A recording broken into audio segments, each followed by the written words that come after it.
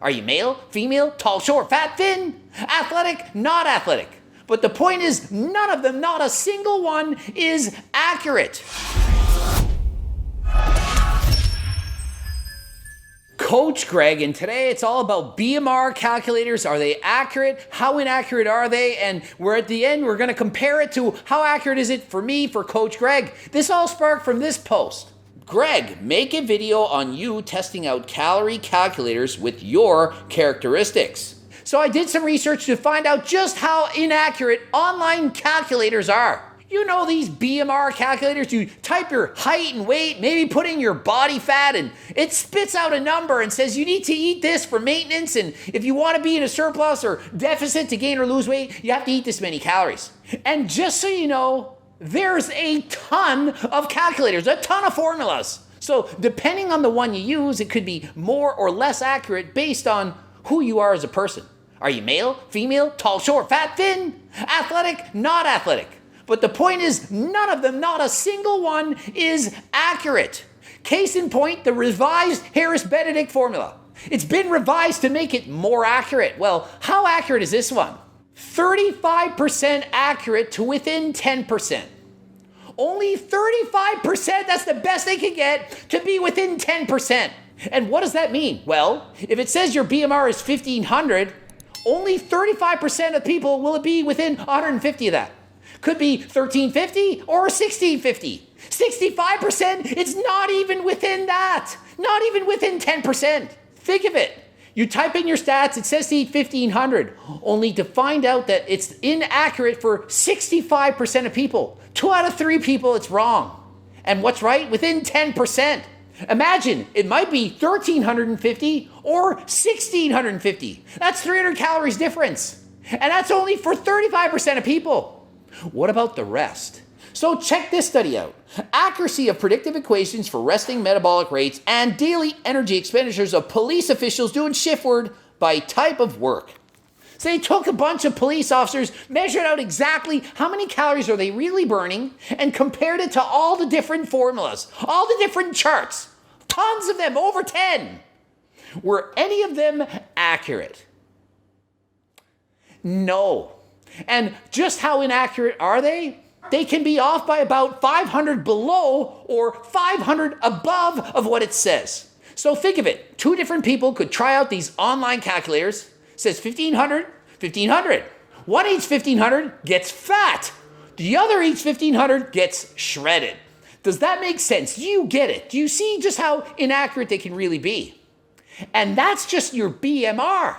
Imagine how inaccurate other things can be. The thermic effect of food, which on average for most people is about 10%, but that varies from person to person. What are you eating? Are you eating it all at once, spread out throughout the day? Is it protein, carbs, or fat? What is the makeup? And NEAT, non-exercise activity thermogenesis. How could a computer calculator possibly know how much you fidget? How many videos you make where you scream and shout and move your hands? If you tap your feet, if you bop your head when listening to music, or if you lay back unenthusiastically and watch TV all day long, you're clearly going to burn a lot less calories than someone who's a hyper individual. And what about exercise? Well, it says intense exercise, 45 to 120 minutes of elevated heart rate activity. Was it 45 or 120? Imagine the difference that can make. And what kind of activity? Did you go for a 2-hour run or a 2-hour walk? And even if 2 people went for a 2-hour run, one ran 15 kilometers, the other one ran 10. Burn more calories the bigger you are and the further you run.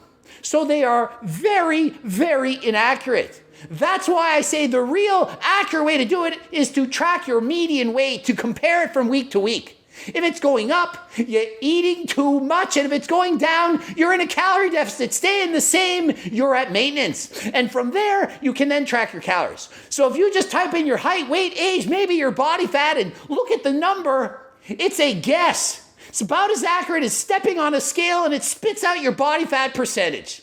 It's not accurate. It's saying, oh, you're 5'6" and you're 195 pounds, which is me this morning. And I think that you're 22% body fat because, well, I think so. Oh, press the athlete setting. Oh, you're only 18% now because you're an athlete. It's there a bodybuilding setting? Is there a Coach Greg, I ride bikes and lift weights and I have a lot of muscle setting? Because I'm 9%, so why would it say I'm at 22% or 18% of an athlete? Makes no sense.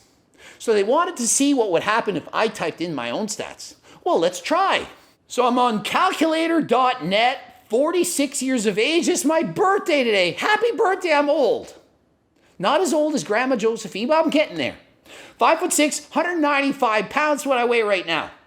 It's going to use the Mifflin St. Jeor test. There's several different tests. And calculate. BMR, 1,707 calories. And how much is my activity level? Well, intense exercise 6 to 7 times a week. Intense exercise is 45 minutes to 2 hours. That's exactly what I do, about 6 days a week. It says I need 2,945 calories. If I eat 2,945 calories, I will be mind-blowing, shredded, bodybuilding shape, on stage, shredded with no energy, feeling like garbage. It is not even close to enough calories. I eat 3,500 to 4,000 calories a day to maintain my weight right now. Why? Because I'm active and I have a lot of muscle. And let's just see what happens if I'm 21. Well, let's change the stats to being 21. Wow, my BMR just went up to 1,832. Went up 125 calories a day. Why did I burn more calories at 21 than 46? Well, I'll tell you why. Because it thinks that at 21 that I had more muscle than I do now. But I actually have more muscle now than when I was 21. It doesn't know.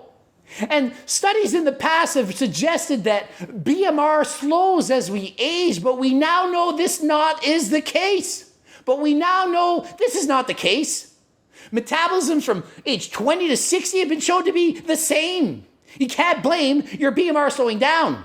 It slows down if you lose muscle, but if you keep weight and muscle the same, your BMR is the same.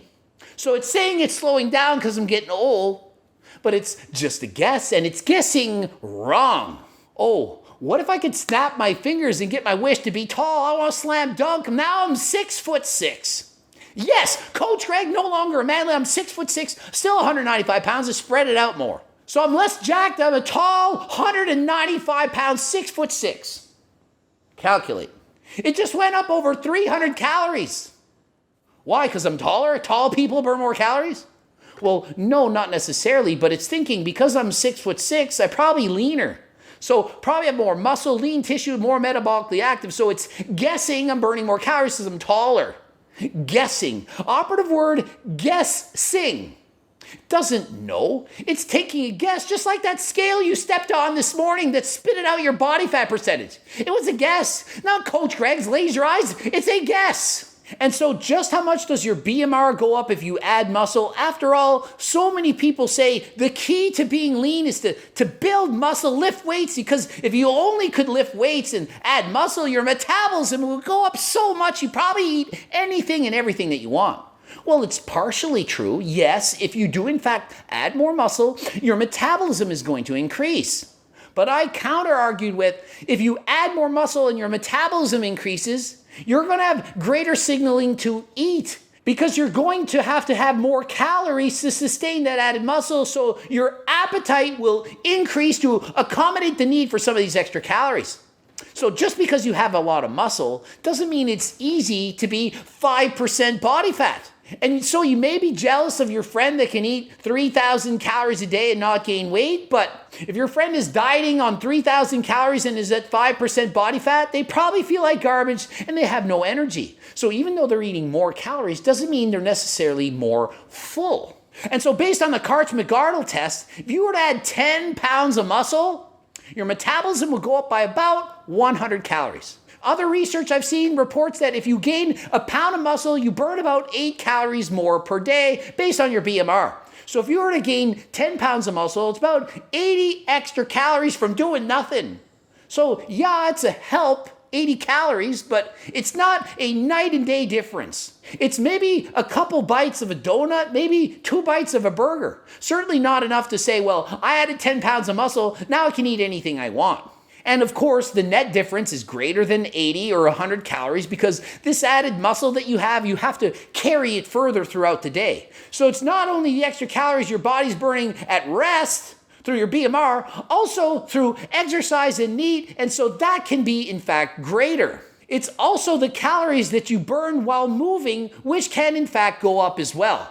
So the net difference, it's going to burn more than 100 calories for 10 pounds of muscle, most likely, but not that much more. So if you're active, moving, doing a lot of cardio, I would estimate perhaps at most 200 to 300 extra calories burnt for every 10 pounds of muscle that you gain if you're extremely active. And just so you know, 10 pounds of muscle, you're thinking, it's easy to gain.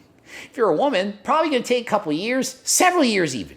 And if you're a man, unless you have pretty good genetics, it's not going to be that easy to gain. Might take you a year, 2 years, 3 years. And so if you want to add 500 calories to your metabolism so that you can eat an extra 500 calories a day, you'd literally need to add about 50 pounds of muscle. That's the difference between Coach Greg as a teenager and Coach Greg on HRT today.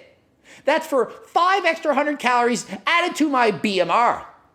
Total calories for the day, probably 1,000 more calories a day that I get to eat because of the 50 pounds of extra muscle that I have on my body and that I use every day, bike riding, lifting weights, moving around, fidgeting, and so on. Allows me to eat an extra 1,000 calories. Yeah, it's significant, but my appetite is increased to accommodate needing those extra 1,000 calories. So just because I'm eating 3,500 to 4,000 calories a day right now doesn't mean it's easy. If I only eat 3,000 calories a day, I feel like I'm on a starvation diet.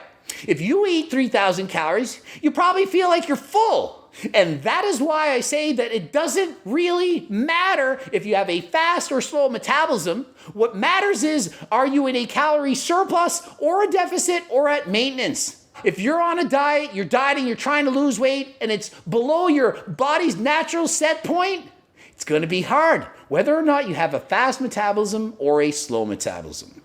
Ending it here. GregDoucette.com for coaching, Greg Doucette IP Pro. Please watch the bloops, watch one of those. Harder than last time supplements, pick those up. Click the link in the description. Also, cookbooks, train plans, coaching plans by me and my team working on those. Subscribe, click the bell button, follow me on TikTok, Instagram, and until next time, did you subscribe and bell it? Do it now. Until next time, I'm out.